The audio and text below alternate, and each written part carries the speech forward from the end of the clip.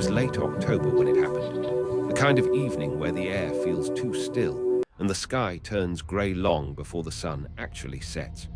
I remember that day clearly because it was the first time in months I'd gone hiking alone. I'd been feeling restless, and Ridgeway Park had always been my go-to place to clear my head. The woods behind it stretched for miles, quiet, peaceful, and completely isolated once you got past the first few trails. Everyone in town said not to go past the old fence line, the one about 2 miles in. They said the trails beyond it weren't maintained anymore. I thought it was just a local rumor, the kind of thing people say to make the woods sound mysterious. I'd grown up nearby. I didn't believe in stories like that. I parked my car near the trail entrance around 4 in the afternoon. The light was soft and orange, filtering through the trees. I had my backpack, water bottle, flashlight, and my phone with about 40% battery. I remember checking it before starting the hike. I told myself I'd walk for about an hour and head back before dark. For the first 30 minutes, it was exactly what I wanted, quiet, just the sound of my boots crunching leaves and the distant call of birds. The air smelled of pine and damp soil. But the deeper I went, the quieter it got, the kind of quiet that makes your ears ring. Then I started hearing something faint. It sounded like someone crying. I stopped walking and listened. The sound was soft, distant, and definitely human, a child maybe. My first thought was that someone's kid had wandered off the main trail.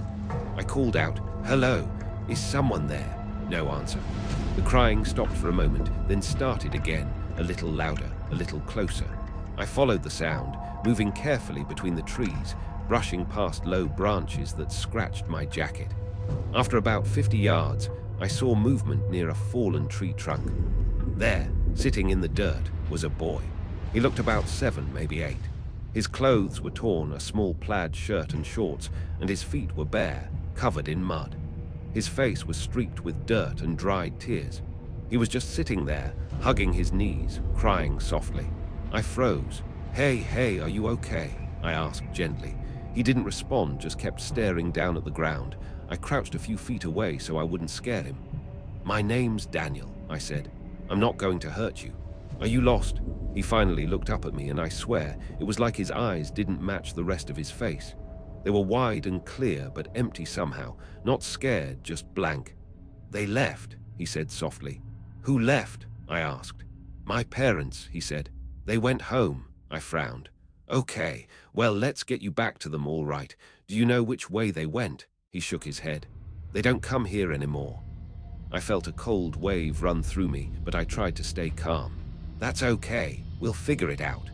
I reached for my phone to check for signal, but the screen just showed no service. I sighed and looked around, trying to remember which direction I'd come from. For some reason, everything looked different, the trees, the path, even the light. "What's your name?" I asked, trying to keep him talking. He looked down again. "Eli." "All right, Eli. We're going to walk back toward the trail, okay?" He didn't move. He just stared at me and said quietly, "You shouldn't be here." I laughed nervously. "Yeah, you're right, I shouldn't. Let's go." But he didn't get up. He tilted his head slightly, still watching me. That's when I noticed something strange. The leaves around him weren't moving, not even in the faint breeze that brushed my face.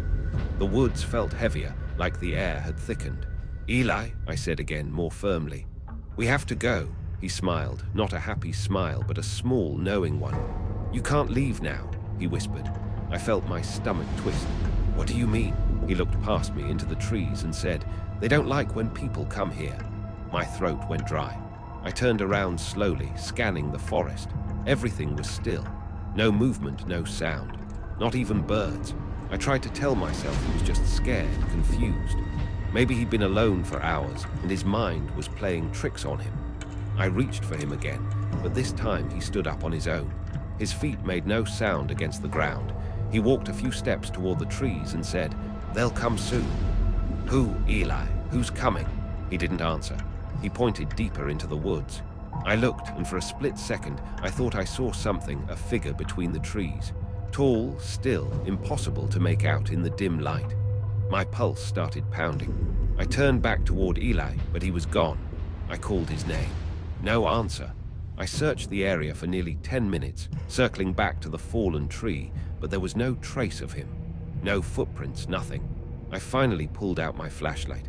The beam cut through the dark, and that's when I saw it, a small object half buried in the dirt. I knelt and picked it up. It was a child's shoe. By then, the forest had gone completely silent again. I didn't waste another second. I turned around and started walking fast, trying to retrace my steps. But the trail I came from wasn't there anymore. Every direction looked the same. After about 20 minutes of walking, I finally saw something familiar, the old wooden fence. I climbed over it and practically ran back to my car. When I got home, I called the local ranger station to report what happened. They said no kids had been reported missing that week. I mentioned the name Eli, and there was a long pause on the other end. Finally, the ranger said quietly, "We've heard that name before." Apparently, years ago, a family went missing near Ridgeway Park. The parents were found, but the boy, Eli, was never found. I didn't sleep that night. I still don't go near those woods. But sometimes, when I drive past the park, I swear I see someone standing just beyond the tree line. Small, still, watching, and I always think about what he said. I live here now.